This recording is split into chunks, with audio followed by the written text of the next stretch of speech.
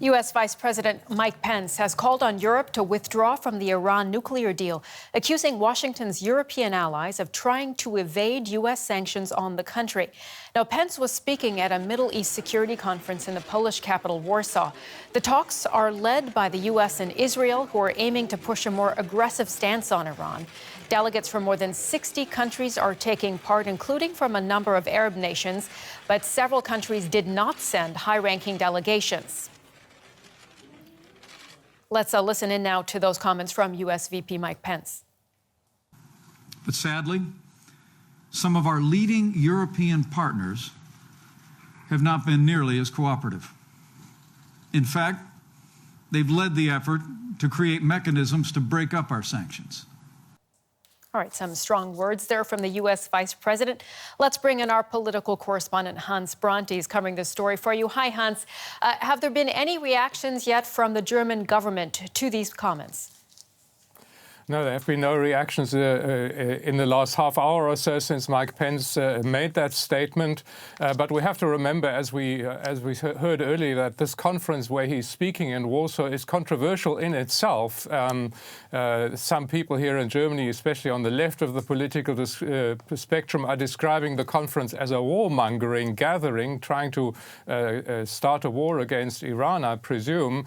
And certainly the German government and various other European governments in Western Europe mostly are not attending this conference at a very high-ranking level. They've only sent junior ministers to attend the conference. So the whole setup is controversial, and it can be expected that Germany will continue to defend this deal with Iran and will continue to keep its stance that communications channels with the Iranian side need to be kept open. All right, that is the expectation, Hans, but the U.S. is really stepping up pressure here. Is there any scenario where we could see Germany and its European allies heeding these warnings, perhaps even ditching the Iran deal? I think that at the moment there's no indication of that at all. There is a major security conference taking place in Germany later this week, starting tomorrow.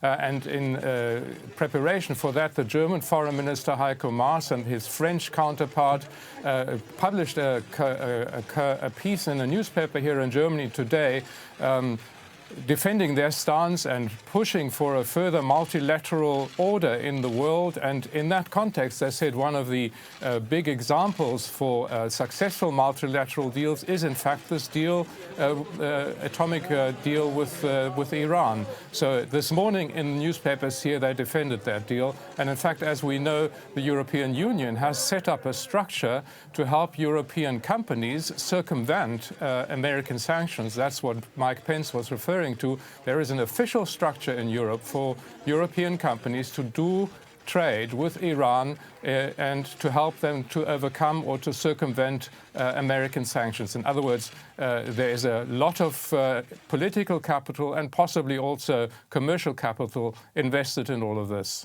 All right, our political correspondent Hans Brandt covering this story for us. Good to talk to you. Now, Iran has called the Middle East conference in Warsaw a circus and says it is an attempt to demonize the country. Iranian President Hassan Rouhani is set to join parallel talks on the Syrian conflict taking place in the Russian resort town of Sochi. Russian President Vladimir Putin met with his Turkish counterpart Recep Tayyip Erdogan in Sochi for discussions aimed at ending the 8-year civil war in Syria. While Russia and Iran are backing Syrian President Bashar al-Assad, Turkey is supporting the forces fighting against him. Yet, the three countries have worked together before to try and find a solution to the conflict.